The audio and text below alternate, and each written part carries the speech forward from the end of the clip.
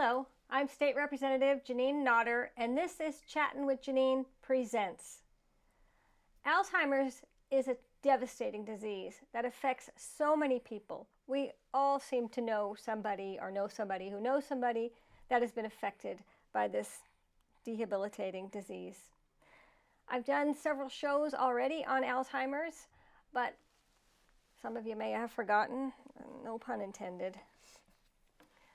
So it's time to do an hour-long show to go over things that we talked about in previous episodes and learn about some new therapies. So my guest, or the returning guest, Melissa Grenier, welcome back nice to the see you show. again. And you are the regional manager for New Hampshire Alzheimer's Association. Correct. We have an office in Bedford. And you're a bigwig, Susan and Koviak. Susan is fine. So Ann Koviak? Yes, thank you. Well done. You're the Well Vice done. President of Program and Services. Thank you for having us. I almost said Adirondack. That's why I'm like, uh-oh. So thank you both for being here today and for staying an extra half an hour to go over some of the other things that we've talked about in the past. So we've done shows on therapies, research, different types of Alzheimer's and dementia, and the difference between dementia and Alzheimer's. So I thought maybe we should just start with that. So in case anybody's new to watching this episode or watching this show, has not seen the show before, or any of the others that we taped. Yeah, So- that's really helpful. Do you want me to get started? Do you want me to go over the difference between dementia and Alzheimer's? Yeah, and I think that's once helpful. There's understandably a lot of confusion about that, so I think you can never say that enough. So Agreed. Yeah, so dementia in of itself is not a complete diagnosis. It's a group of symptoms that tells us that there's something going wrong in the brain, that's causing problems with thinking, memory, and behavior. So we want to try to figure out, and we encourage families that reach out to us to consult with their healthcare providers to try to figure out what type of dementia they have. So Alzheimer's disease is the most common type of dementia. It accounts for over 60% of all dementias that get diagnosed. So that's why many times healthcare providers and a lot of people in the community will use those two terms interchangeably when there is an actual difference. Alzheimer's is just one type of dementia. All right, so I know we've gone over some of the other types of dementia. There's Lewy body dementia. right? And vascular dementia. What is that? So vascular dementia is a lack of oxygenated blood flow to the brain. So when there's not enough oxygen getting to the brain, there will be brain cell death caused from the lack of oxygenated blood flow. So when we think of vascular dementia, many times it's caused from a person who's had a stroke or a series of mini strokes called TIAs. Ooh. So not everybody, but sometimes people that have had those vascular incidents, sometimes they'll be left with a dementia that we call vascular dementia. All right, now I'm a visual person, so when I've read some books on Alzheimer's and I read about the brain cells, and so if I drew a picture like this is the brain cell, and then these would be the dendrites. Mm-hmm. So if somebody has Alzheimer's, or is it all dementias, they get plaques and tangles. yeah, those are hallmarks of Alzheimer's disease. So there are proteins in the brain. And first of all, to back up and say, we know a lot about Alzheimer's disease and other forms of dementia, but we don't know everything. And there still is so much to learn. And when I say we, I mean the research community as well as the Alzheimer's Association. But there are certain hallmarks associated with Alzheimer's specifically. And there are proteins in the brain. We're supposed to have the proteins. There's one called beta amyloid.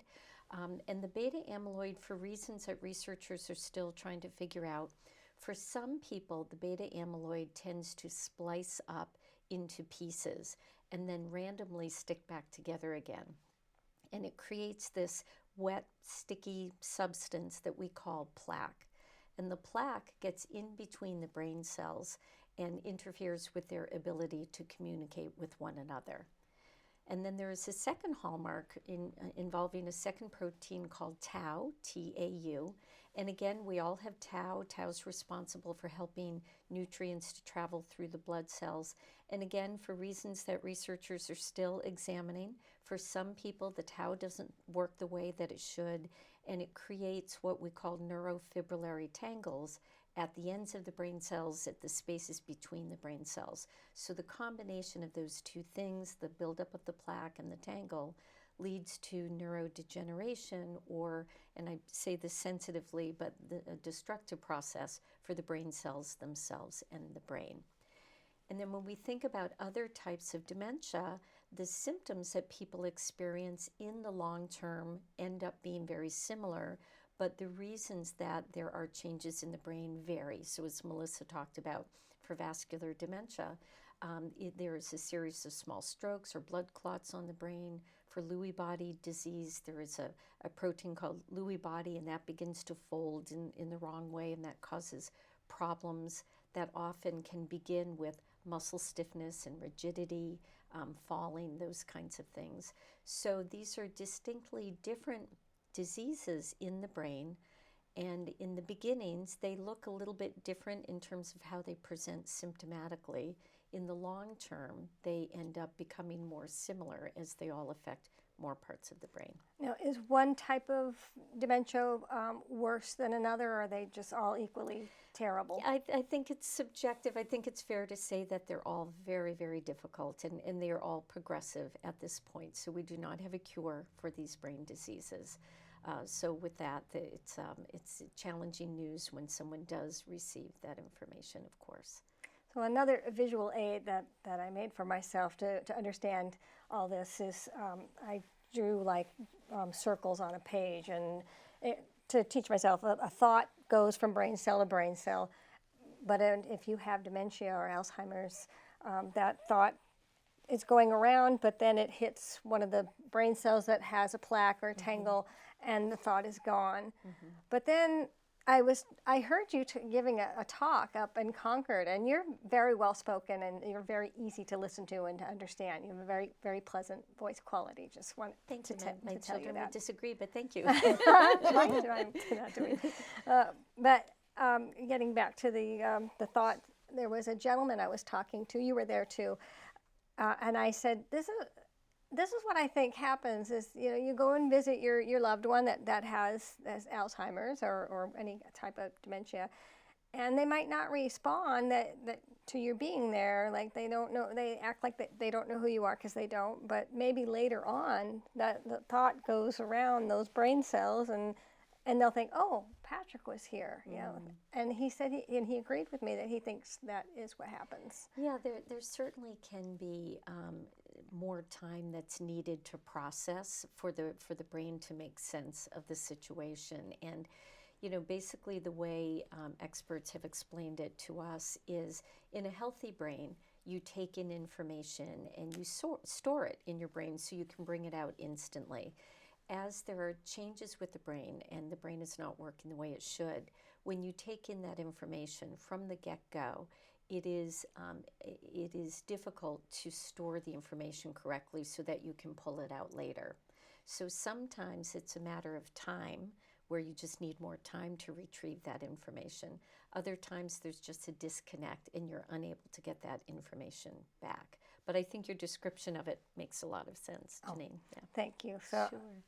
So from now on, anytime I visit somebody, that I make sure I talk to them and say things, and because eventually they might know what I said.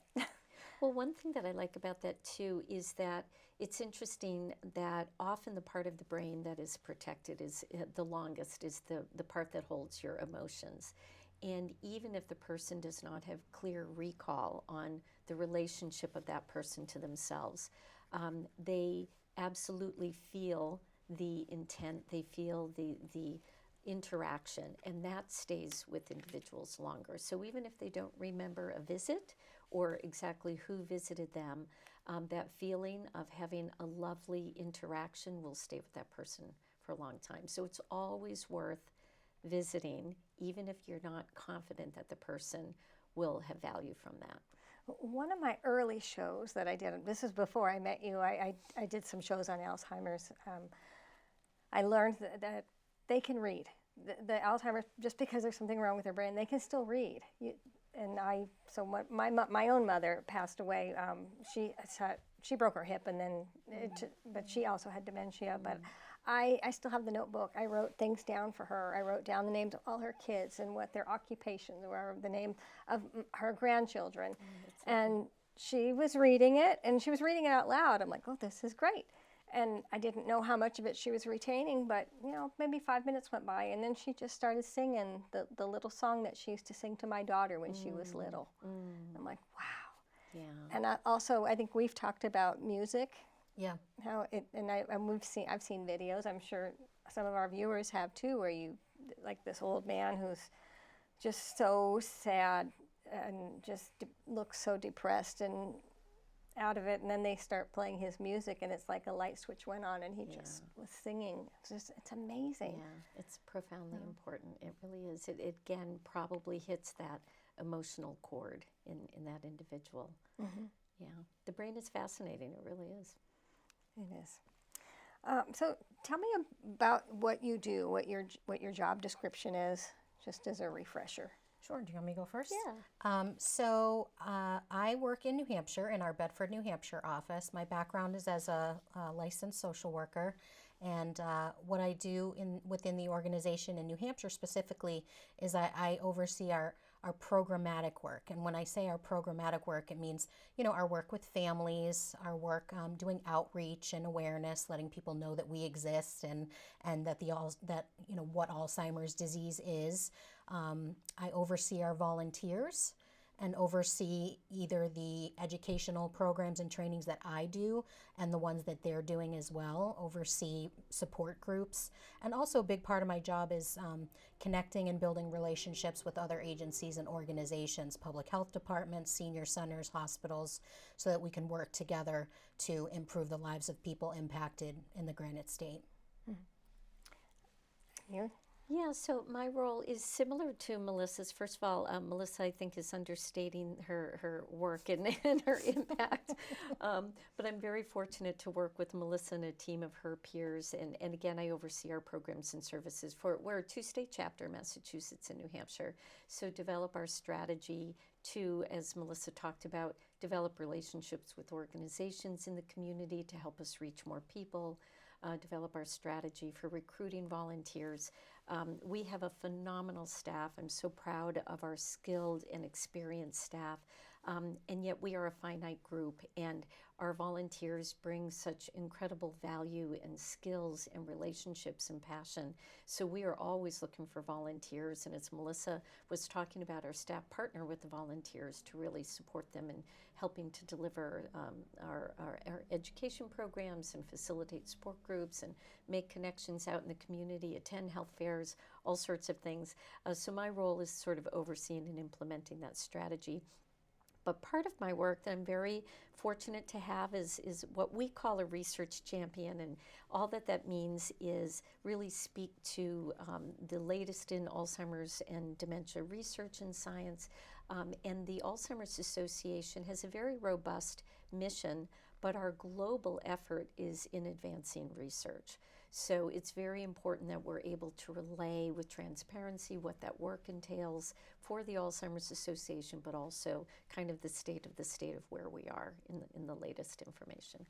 Do you have any statistical information, or do you know it offhand, like how many people are affected with Alzheimer's in our state or in the country? Yeah, right now we have about 26,000 people living with Alzheimer's disease in the Granite State. We have about 48,000 unpaid caregivers who are taking care of those folks with memory impairment. So unpaid caregivers would be family members, neighbors, friends, people from a person's faith community. So if we had to pay for all of their care, it would cost an astronomical amount of money. So we're very, very fortunate to have all those hardworking caregivers taking care of their loved ones with dementia. I know we've talked about this on a previous show. Is the brain cells will die off, and the brain shrinks, but the body wants to live. The body is very resilient. It takes a long time. So how long does it take? I mean, what is the average? Yeah, it's such an important question, and it's a very, very difficult question to answer. I think the more researchers know about when does Alzheimer's disease truly begin, the more maybe that answer is evolving over time. But it's a very long process. And I always hesitate, to be honest, Janine, to put a number on that. It truly is dependent on so many factors. When the individual is diagnosed, what other factors are involved in their situation? Do they have other health factors? What is the cause of their Alzheimer's disease? All of those things can impact dramatically. It is not unusual for someone to live longer than 20 years with this disease process. Wow. But it's a very logical question to ask, and yet very difficult to answer. And is it the degeneration different with each individual? Like the brain cells are dying, but is like one part of the brain more apt to go away, but over in other parts of the brain? Another great question. It depends again on what type of dementia it is. So there are certain patterns associated with Alzheimer's disease in terms of parts of the brain that are affected first and gradually through last. But again, so many things impact that. So one's health condition, cardiovascular health, diabetes, all of these things can change and shift, so that if you and I both had Alzheimer's disease, there are so many different variables that although the pattern of the disease is similar, those other variables would dictate our progression, and I might have a very different story than you. Mm-hmm. Yeah. Well, because I'm just thinking, the brain is the center, and everything starts in the brain, goes down the spinal column, the central nervous system, peripheral nervous system, to all parts of the body. So as the brain starts to deteriorate, I'm just wondering, like the cell, what do you call it, central nervous system that goes to like the kidneys, that starts to go. Yeah, I mean, am I making sense? You are making Okay. sense, and we're trying to put a sort of layman's terms and simpler terms to a very complex system, and that we'll all stumble trying to talk about this. But I think, again, that you simply put, you need your brain to survive.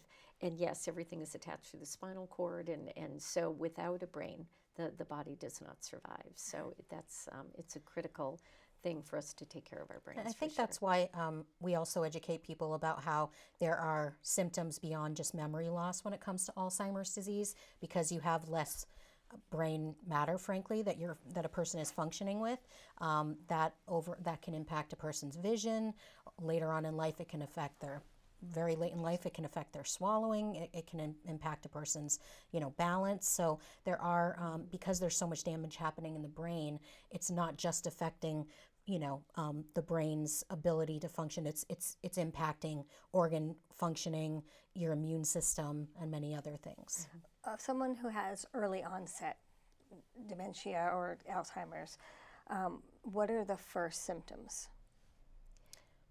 Is it just forgetting? It varies. Again, it depends on why it's happening. And when we say younger onset, we're talking about people under the age of 65, which I'm glad you raised it. The greatest risk factor is age. So certainly the odds of developing Alzheimer's disease or other forms of dementia do increase statistically. The older you get and over age 65, but younger people may develop that as well. Sometimes when people develop dementia at a younger age, it could be a different type of dementia. Right. Yeah. I see. I read a couple of books on the younger people who get it, and I watched a movie, and I can't remember what it's called now. Alec Baldwin was in it, and Julianne Moore. Still Alice. Still Alice? Yeah. Yes. Yeah. Yeah. Oh gosh, that was such a sad movie to watch. Yeah. But one of the books I learned that there's like an area in South America somewhere, or in this region, Colombia. where there's like the whole family is affected with some kind of dementia. Yeah, there is at least one documentary on this family in Colombia, and it is it's a very difficult story, but this incredibly generous family who has been riddled with younger onset dementia has just been phenomenally generous, and they've been involved in a long-term study where they're trying to learn as much as they can for the benefit of others. So they're a remarkable family. So knowing what you know about this devastating disease, if you lose your keys or you can't find something or you forget somebody's name, does it worry you? I would say, hey, I'm Melissa and I walk into a room and forget why I went there. So let's get that out of the way. If you go back to where you thought of it, do you remember? That works for I me. think eventually if I usually just do. stand there long enough, or I just give up. But I think the tipping point when I think of dementia is, if I'm forgetting my keys, and there's a difference between that and doing it all the time to where I can't, it's impacting my independence and my day-to-day functioning. So really when we're looking at symptoms, we want to know, okay, is this a temporary issue? Maybe someone's ill and they're not feeling like themselves. Or is this a more ongoing, significant change in a person's functioning that should really be a red flag? So, I mean, and people lose their keys. I lose my phone all the time, but I'm able to retrace my steps and find it. Someone who's developing dementia may not be able to do that. Mm-hmm. And I think I love that answer because I think it's sort of knowing yourself. So I'm known in my family for losing my phone, so I do lose my phone. Yeah. But if it's a new experience, something different, or as Melissa's talking about, just really happening more consistently, maybe that's something to pay attention to. We don't know if it's dementia. It could be a different issue going on. It could be a problem with medication. It could be another medical condition brewing. If I've had a loss in my life, it could be grief. It could be depression. There's so many things it could be. But we just encourage people to, follow your gut feel. And if something doesn't feel right, to talk with your doctor about that. And I will say the Alzheimer's Association never gives out medical advice, but what we are eager to do through our 24/7 helpline is we have master's level social workers and other specialists available 24 hours a day with no exception. You can always reach us. What we're able to do is help an individual think through what is happening, and just sort of collect their thoughts, if you will, and then to have a very well-informed conversation with their physician. And if sometimes we're met with a physician who just says, don't worry about it, it's part of normal aging and head on home. But if that's gnawing at you and you feel like you don't have an adequate answer, we're certainly able to help you think about the best ways to advocate for yourself. So do most people figure out on their own that they have a problem, or is it more the people that surround them that realize, say, something's not right? I tend to think that more often than not, it's someone else who's noticed a change in a person. I think that it's a little bit harder for you to notice those changes. Maybe a person notices those changes, but they don't want to convey that to other people. There's still stigma related to the disease. There's still, can be some embarrassment if you're having changes in your functioning. So historically, you can correct, you can let me know what you think. With folks that I've worked with, I tend to see people around that person being more in tune with changes potentially. Yeah, I think it's all of the above. I agree with Melissa that often family members or others around someone maybe have a little more objectivity to be able to see that. And at the same time, I think we as a culture are more in tune with what Alzheimer's is. And although there is a stigma, we are starting to see that alleviate a little bit. And the general public is more in tune to what may be happening. So we may see that a person, excuse me, we may see that an individual is kind of picking up on that on their own. And also if you have family members or if you know somebody else who has gone through it, your antenna's up a little bit. So I think we're both right. I think it's a combination of things actually. Yeah. So like somebody could be getting forgetful, and I'm like, well, how do you know? How do you know you're being forgetful? Yeah. It's like, so, and it is scary. When that day that you were up in Concord, I was talking to one of the lobbyists, and everybody knows somebody that knows somebody, or or they know a caregiver, and it's like, and we're scared. Yeah. Everybody's scared. I'm scared. I don't want to lose my mind. Yeah. Nobody does. Yeah, nobody. I also wanted to bring up something from a previous show, is because I read this in one of those books, is people with losing their memory, they still know how to get out the door. They know how to use the doorknob. But if you disable that doorknob and put the working doorknob high up, they don't know to look up, and that will help keep your loved ones safe, because they can't escape the house because the doorknob that all their life they've been opening, how it is not functioning, and they don't know to look up. So that's something else. Just throw it out there in case it helps anyone. I think we speak to family members a lot about safety concerns, and certainly with wandering being the most significant safety risk for someone with dementia, creating different strategies, whether it's a chime on the door, whether a it's loud one. moving the doorknob, because someone with dementia may not realize to look really high up or really low for the doorknob, or sometimes people will cover a door with like a mural or a poster that looks like a different part of the house, looks like a bookshelf, just to disguise it so that the person doesn't try to get out of the house. So if anyone has safety concerns or concerns of many other natures, that would be a great reason to reach out to us. And that this just came to mind because I've known several people that have had this issue, this horrible disease. They hide things. They take things and hide them, and then they say somebody stole it, and they don't know that they hid it. And you've noticed that a lot too. Very common, yeah. As the disease progresses, we see all sorts of common kinds of things, and that's not at all unusual for you to tuck something away. Just your natural instinct is to protect your belongings, and you're going to tuck that away. But later the person may forget that they've tucked it away, and then your natural thought is somebody must have taken that. Yeah. And like I do read a lot, and I'm interested in all kinds of things. Like for instance, I read an article about a study where the cancer cells died in a petri dish with alkaline.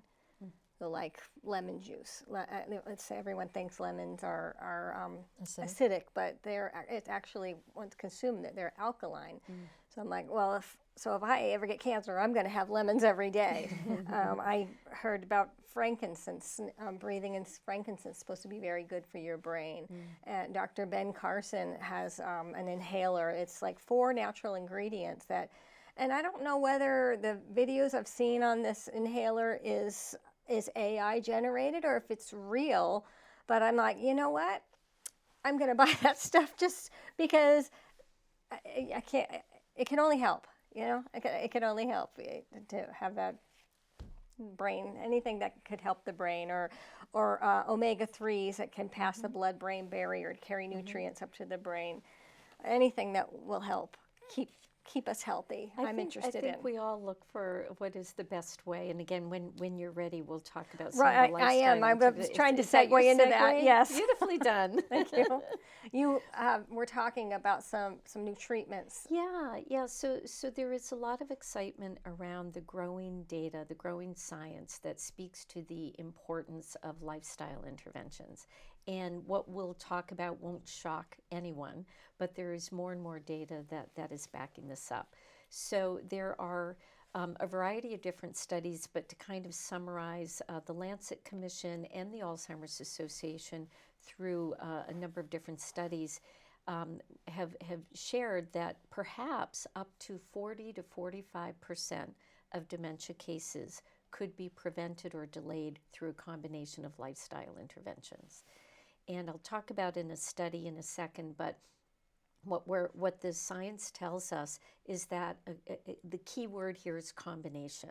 So there isn't one single cognitive activity game to play. There isn't one single diet to pay attention to. There isn't one particular exercise. It is living that well-rounded, healthy lifestyle that we all naturally know a lot about.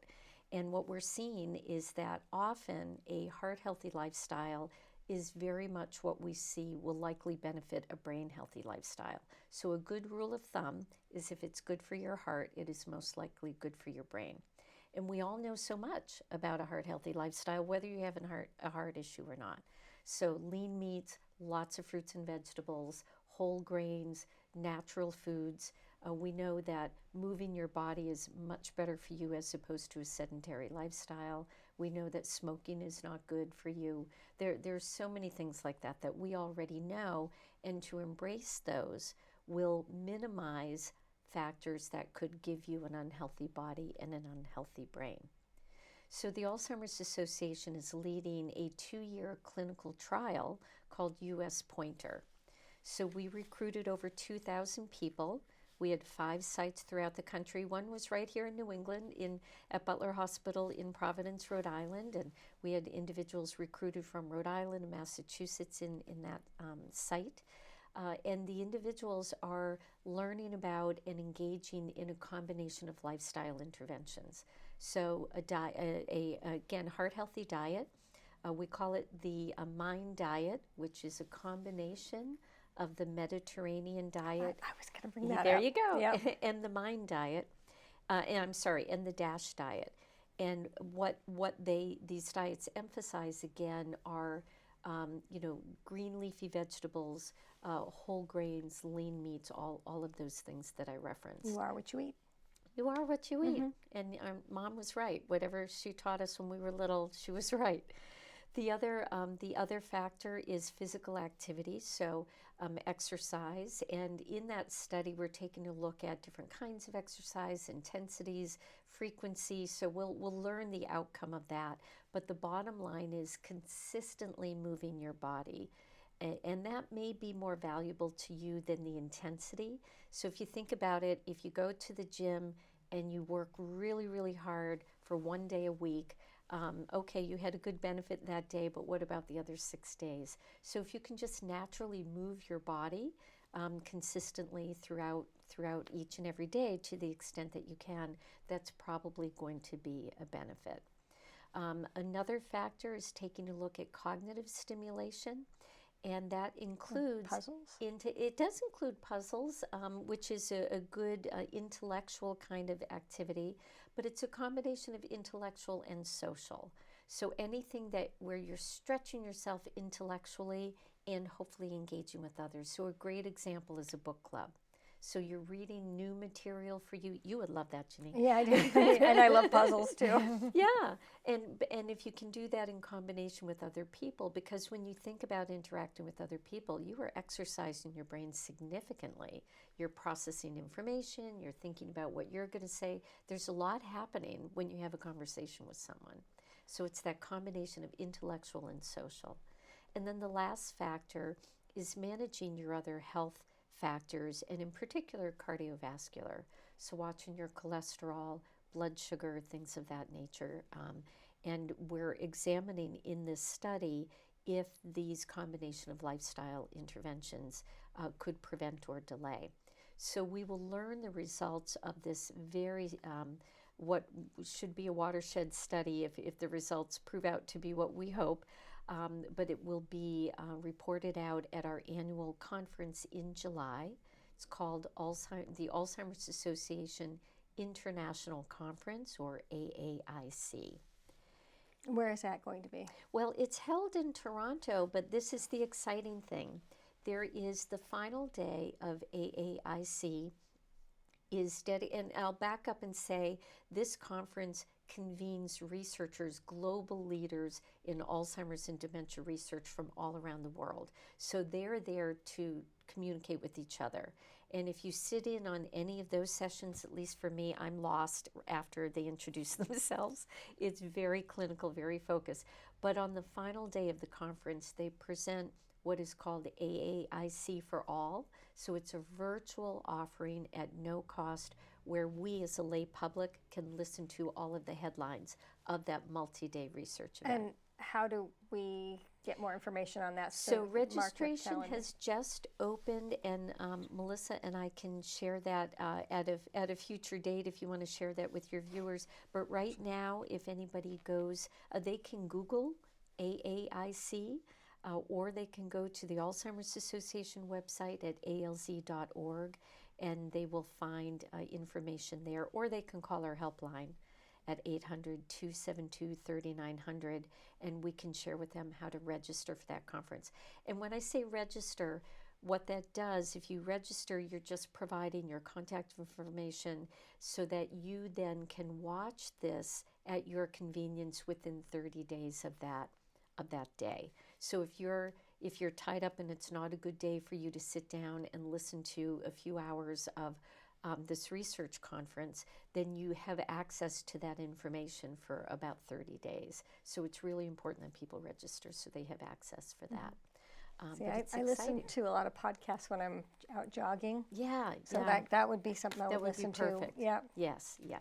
That's how I I keep up myself, on my news. Melissa and I have been, working for the Alzheimer's Association, we get access, but I find that I go back to it and re-listen to different parts, or I don't have time all in one sitting, so I'll do it later. You know, sometimes I'll listen to something more than once just because I pick up Take more it the in. second time. Yeah, agreed. And one of agreed. my sons sends me things to listen to. One was a woman who went under online and found out terrorists that were plotting against our military, and just she Oh was my she goodness. was a judge, but she was also a mom, with small children, and she was very, very brilliant, and she was able to alert the authorities. Wow, So that's I'm like, remarkable. yeah. Yeah. So that I listened. That I got to 10 miles that day because it was a very interesting podcast. So I have on my notes side effects. So I think this was in reference to some To of the the new treatments. perhaps. Yeah, so we can talk about the new Yeah. treatments as well. So for a long time, there have been treatments available that are still available and widely safely used for a lot of people. And these medications, some of your listeners may be familiar with Apr7 and Namenda, Nemzaric. These are some of these medications that have been around for a long time. And they are designed to help some of the symptoms related to Alzheimer's disease, but they don't address the underlying biology. So these medications do not slow down, reverse, back up, and anything of that nature. So we're turning a corner now. There are two new medications in a different category of treatments. If anybody's interested, they're called monoclonal antibody treatments. And what they do is they are delivered today through an infusion therapy, through IV. So they travel through the bloodstream and up to the brain, and they attach to that plaque that we've been talking about. Mm-hmm. And when the body and the brain knows that there's something foreign in there, the antibodies naturally come out to attack that foreign substance. So as the antibodies attack that medication, the medication is attached to the plaque, the antibodies are flushing out the plaque. The result of that is that it slows the progression of Alzheimer's disease symptoms for people with very mild symptoms. So while not a cure, what this does is give people more time at their current, ability. So more time to be who they are at this point in time. And it slows the progression by a clinical trial showed by about 6 months more time in this early stage. So a couple of key things. This is specifically for people with Alzheimer's disease. It is not approved for other types of dementia. It's specific for Alzheimer's disease. The individual also must have evidence of beta amyloid plaque in their brain because that's how it's used. It flushes out the plaque. And then it's also for people with very mild symptoms. So either what we call mild cognitive impairment or very mild dementia symptoms. And through this process, again, as that plaque is flushed out, it slows that progression so the person has more ability for a longer period of time. How often should somebody go to get screened to make sure that everything's working well with their brain? Well, that's a great question, and don't let me monopolize. Oh, just in general? I was thinking as it relates to the medication or something. I would say bluntly that anytime someone notices a change in their functioning, that they should consult with their healthcare provider, whether they think they might have, they're having depression-related symptoms, whether they think they have a broken leg, they should go see their doctor. If they think that their memory isn't good and they're having a hard time processing information, they just like with many other things, they should be consulting with their primary doctor, because it could be Alzheimer's or another type of dementia, but it could be a whole host of other medical conditions, and those other medical conditions may be treatable. So why wait to try to figure out if it's an untreatable condition when more often than not it very well could be a treatable condition. So a treatable condition would be a side effect from a medication or interactions between medications, vitamin or nutrient deficiencies, a thyroid condition, a urinary tract infection or another infection. So those things, once found, can be treated and the person's going to be feeling much better. That's not something we can do yet with irreversible types of dementia, but all the same, you would want to consult with a healthcare provider. But what's critical is if it is the scenario that we don't want, no one wants to have a diagnosis of Alzheimer's disease. But there are a couple of important things around that, and one is an early and accurate diagnosis can give you an option to have a treatment. If one waits too long and progresses through, you are no longer eligible for that because treatment. the brain cells are already gone and you can't bring back what's gone. That's right. Besides reading books, I've gone to several workshops, anything health related, and one of them I learned about lion's mane. It's a mushroom that looks like a lion's mane, and over time, according to this study, if somebody takes it after a long time, it could regrow the dendrites of the brain cells. And I don't know if anybody's ever tried this and had success, but I'm throwing it out there because if it helps one person, I'll be happy. Also, vitamins. Wow, I wrote my writing is terrible. Are some vitamins better than others for the brain, like grape seed extract or the omega-3s we talked about earlier that pass the blood omega-3s are through. Again, what we recommend is really a couple of things. A well-rounded diet. The more you can get nutrients from your natural food, the better. And it's green leafy unclear. Vegetables, Yeah. And there is not specific. There's not enough data that researchers have found that really point to specific supplements that can have an impact. It's not to say that they may not be helpful, but I'll say sort of the jury's still out on that. And what we see is that, again, just natural foods are a better choice for you. But these are all conversations absolutely to have with your doctor. You may have a health condition that prohibits your ability to have some good, healthy foods. Right, so because everybody's different. Maybe, But it speaks to, I love your curiosity around all of that, Janine, because it speaks to the importance and the ability that we have to position ourselves well to really minimize risk factors. You can do everything right and still get Alzheimer's disease. You can do everything wrong and never get Alzheimer's disease. So there are lots of factors for us to still figure out, but it makes sense to position yourself as well as you can. If you are paying attention to protecting your brain, if you go out on a bike and wear a helmet, or if you're in the car, put on a seatbelt, because we know head trauma can increase the odds of you developing dementia and having all sorts of complications.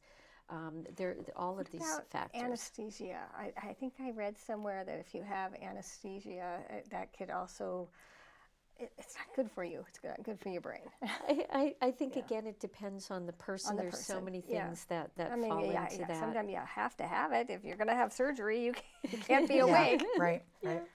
Yeah. One of the very first workshops I went to, the doctor was presenting and talking about whole foods. I'm like, what's a whole food? God made it. I'm like, what do you mean? Should explain it because I grew up in the 80s, 70s, 80s. We had bologna and white bread, and I don't know how we survived, but Miracle Whip. But I love that you're raising that, because one of our scientists on our team really did a great job of explaining, what we want to steer away from are what are called ultra-processed foods. So those are things that are so far removed from their natural state that they may have a lot of chemicals in them. They certainly are stripped of their nutrients. So when you think about vegetables, there's corn. That's corn on the cob. Then there's canned corn, and then there are corn chips. So probably what tastes the best would be the corn chips, but with the go-to for me would be corn chips. But the further you get, the further you're getting from the nutritional value of that. Now, the other thing is we don't all have access equally to healthy foods in all of our communities. We don't all have the same ability. So I think what's important, we can quickly get overwhelmed with not being able to access healthy foods or gyms or things of that nature, or I may not be able to afford all of these things. And all of those things are very real. And unfortunately, in our world, access is not equal. But I think as an individual, it's really critical for us to think about where do I have control? And that's where I want to start. We also know from a lifestyle intervention, the odds of you adopting a sustainable lifestyle in a positive way are greater when you start with sort of baby steps. Start where you can start.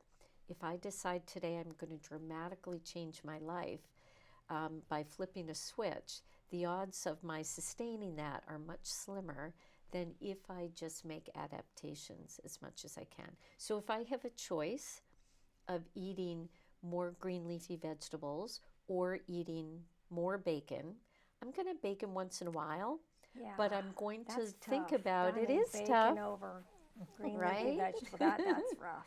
But if I have that choice and I want to think about my health, I'll probably have bacon once a week, but then maybe I'll think about, well, how else can I work the green leafy vegetables into my diet?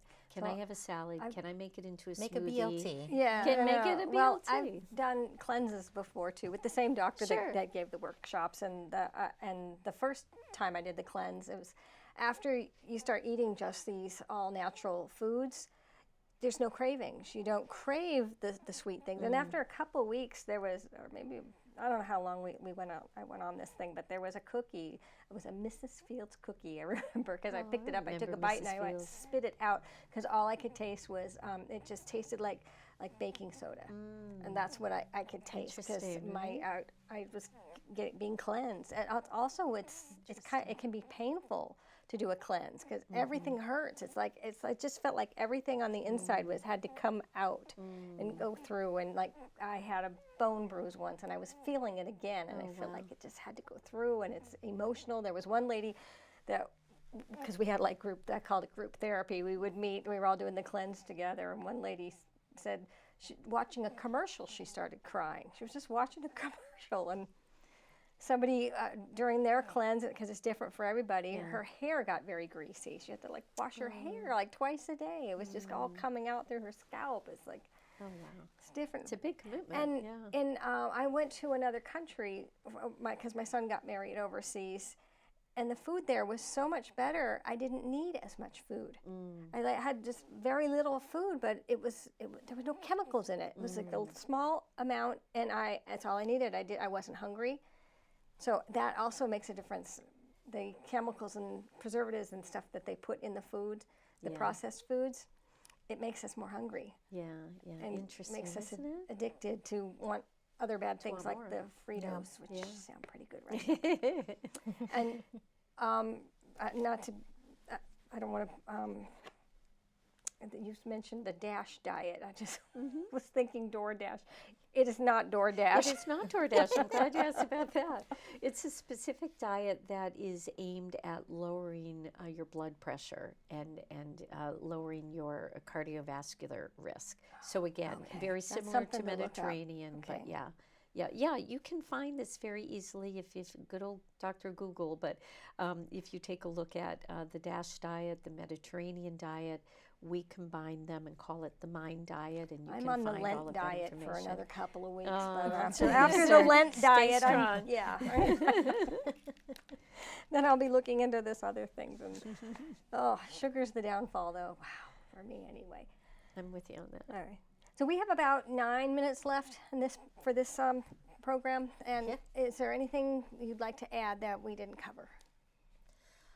Well, I was going to mention some of our upcoming events. If anyone's interested in that, I want to make sure we cover everything else, though, that you are curious about.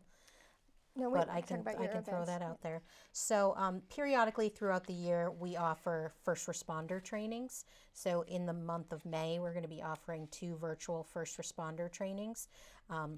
If people go to our website, alz.org/MANH for our Massachusetts, New Hampshire chapter, they can find more information, or they can reach out to our Bedford, New Hampshire office, and I can give them more information about that. But we really love the opportunity to be able to train not only our first responders, but our law enforcement personnel here in New Hampshire so that they're well equipped to work in the community with people living with Alzheimer's or another type of dementia, as well as their caregivers.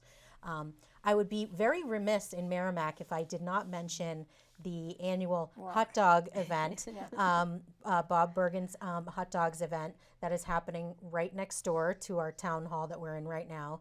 And that event will be taking place the last Thursday in June from 11 a.m. to 4 p.m. So that's a change in time. That's the 26th. The 26th, that Yep. sounds right. So the timing is different. The day in the past has been a little bit later, but for this year it's going to be 11 a.m. to 4 p.m. And then the drive-through, which Bob recommended and started a few years ago, that will be open until 6 p.m. so that people can still drive through and have their dinners, and anybody who can join the event for, during the day is welcome to join us too.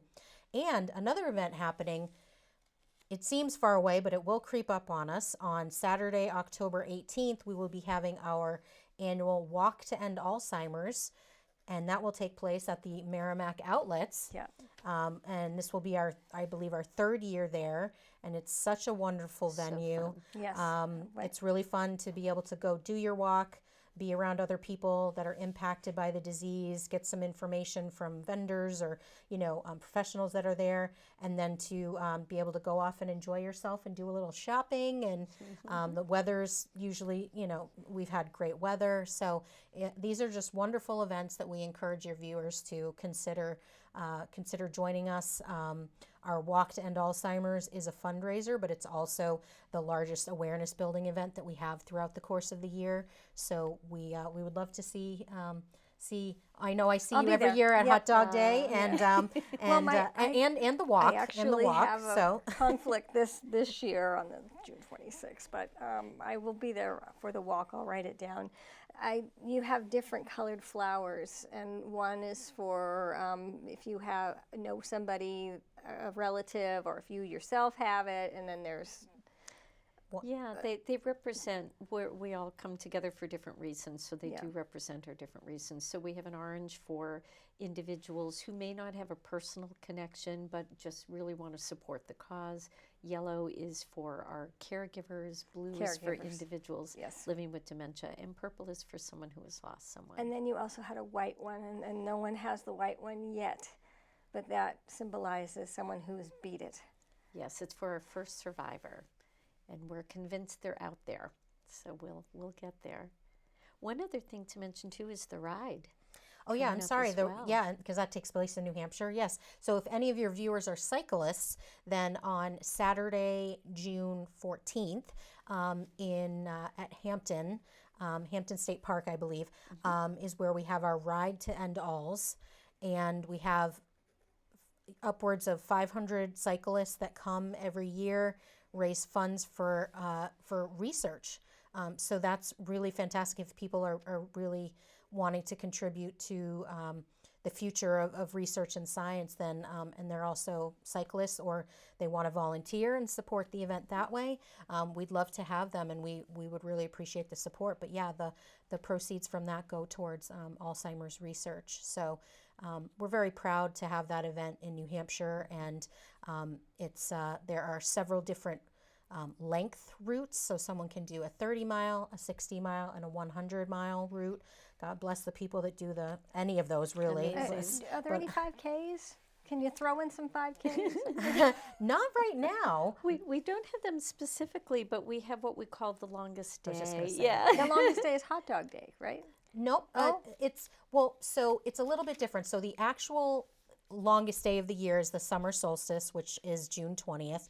So Bob Bergen does his hot dog event as a longest day event. So his team or his event is the hot dog event, but it goes towards, it would be like you having a team for the Walk to End Alzheimer's. So Bob's team or his event goes towards the longest day. And they have puzzles for sale at They that do longest at days. hot Yeah, dog yeah, at the the hot dog event. days. They have another fundraiser there. And that's where I like to volunteer. Yeah, Because the then I can puzzle. also go shopping. Yeah. I like pointing things out. I'm like, Yeah, No, just give other people a chance. Give other people a chance to get the puzzles. Don't. I have to sit on my hands. It's a good. I learned how puzzles to are good control for you. myself. Puzzles have to, are good for you, so. puzzles are Oh, good I know. for I you. love puzzles though. They're stacked up to the ceiling in my closet. So, and just to share for the longest day, one of the great things about it is that it originated in June, but it really is just anything that you're passionate about, that you want to gather people together to bring awareness and raise funds. You can do it any day of the year, and you can do any activity. So if you have an idea brewing of something that you think would be fun, again, just Contact call you. our helpline or call Melissa, and we can connect you to those It's opportunities. really it's a great So it's a fun. great fundraiser because it's customizable. So people have bridge tournaments, people bake pies and then sell the pies as their fundraiser. So they That could be dangerous. you know they That's not they part of the dash. they hike the 48 tallest peaks in New Hampshire. Oh, wow. That is a fantastic event. They call it the 48 Peaks Challenge. And not only is New Hampshire kind of known for that anyway, but avid hikers do that as a way to fundraise for their longest stay team. So that's a phenomenal event that's run as part of the longest stay as well. So And there's probably people out there watching that are coming. yeah, that they have could knit and ideas, have crochet. ideas. They So could do, contact you these know, ladies. We have yeah. Melissa Grenier and Susan Susan. yeah. Ankoviak. Yes, All right. well done. You did it. You got Thank there. you both so much Nice for, to see for you. being Thank on you the so show. much, And Jean. I Really hope appreciate that it. this was enough. I'm sorry. I feel like I stumbled over my words a few times during the show. No, today, this was fantastic. So happy to be here in front of your viewers again, and we appreciate your time. Thank you. Thank you. Thank and you so much. thank you for watching.